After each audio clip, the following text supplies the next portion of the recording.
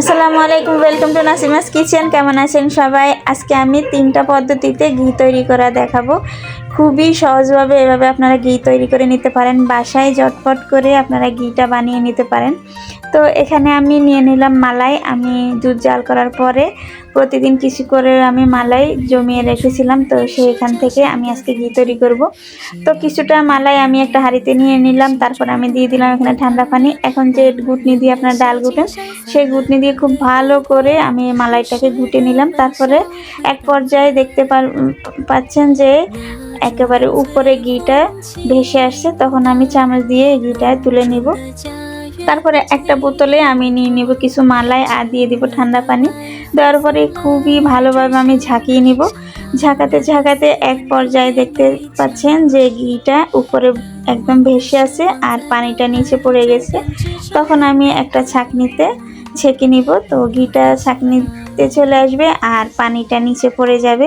এটা খুবই সহজ একটা পদ্ধতি, না বানাইলে বুঝতে পারবেন না। খুবই সহজে এই ঘিটা এভাবে বের করে নেওয়া যায়।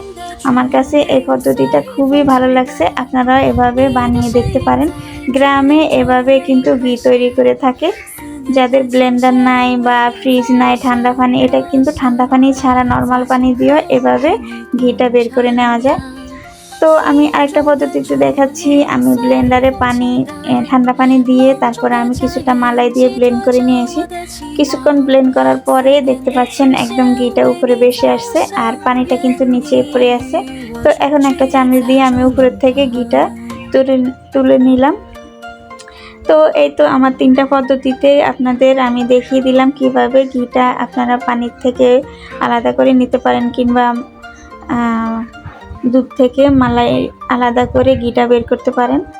তো তারপর আমি এই ঘিটাকে একটা পাতিলে আমি নিয়ে নিলাম। এখন আমি চুলায় জাল করে নিব। তো দেখতে পাচ্ছেন আস্তে আস্তে কালারটা চেঞ্জ হইতেছে, একেবারে ঘির যে কালার সে কালারটা চলে আসতেছে আর সাদা অংশগুলা লাল হইতেছে। যখন লাল হয়ে একদম বাদামি কালার হয়ে যাবে তখনই চুলা থেকে নামিয়ে নিব। তো এই তো আমার ঘিটা তৈরি হয়ে গেছে। এখন আমি চুলা থেকে নামিয়ে নিলাম। এখন একটা বাটিতে আমি নিয়ে ঠান্ডা করে নিব। ঠান্ডা হয়ে যাওয়ার পরে তারপর আমি একটা বয়মে নিয়ে নিব। একেবারে পারফেক্ট ঘি, আপনারা দেখে বুঝতে পাচ্ছেন কতটা সুন্দর এবং কতটা আকর্ষণীয় লাগতেছে। একেবারে দোকানের মতোই হয়েছে ঘিটা। তো এই তো একদিন পরে আমার ঘিয়ের আসল লুকটা আসছে। আপনারা এভাবে ঘি বানিয়ে ফ্রিজে স্টক করে রাখতে পারেন। ভিডিওটা ভালো লাগলে একটা লাইক কমেন্ট শেয়ার করে দিবেন। আল্লাহ হাফেজ।